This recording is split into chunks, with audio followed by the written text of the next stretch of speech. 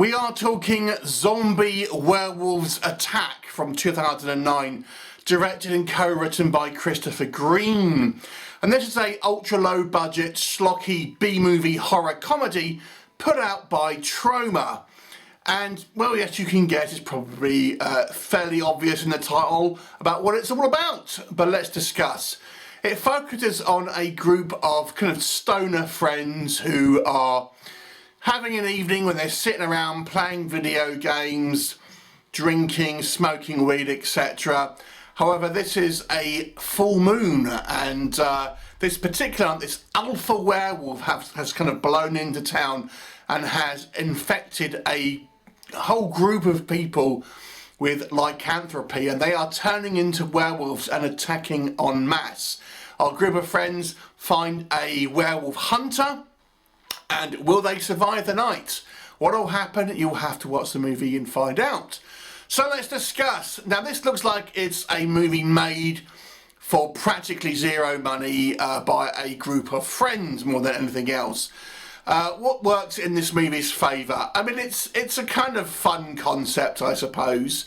The zombie side of it is really less relevant to anything. It just is basically a bunch of werewolves. And by werewolves, I mean people running around in rubber masks, but, you know, werewolves. But I quite liked our kind of group of friends. The movie does take some time to establish their characters and their kind of relationships, and having a bit of, conversation and character building moments. It's maybe a little bit too slow there, but, at least we do get a sense of who these people are. And I do actually kind of quite like some of their conversations in regards to giving these characters a little bit of realism, so to speak. And the movie, despite its schlocky title, takes itself a little more seriously than I was kind of expecting. And although this is probably classed as a horror comedy, it's not really, doesn't have loads of jokes in it and stuff. There's a little bit of kind of like what these stoners don't really realise what's kind of going on and things, but it's actually taken a little bit more kind of seriously than I was maybe expecting. It's extraordinarily low budget. The werewolf costumes are literally look like shop-bought costumes that have just been kind of tweaked.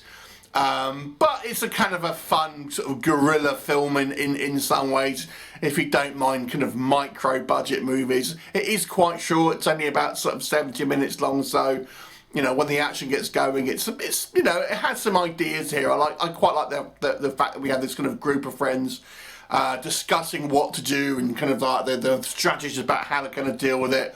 And we get this gung-ho kind of werewolf hunter sort of turns up, and it's kind of fun. And there is an attempt here to have a little bit of gore, a little bit of kind of CGI enhancements and things like that.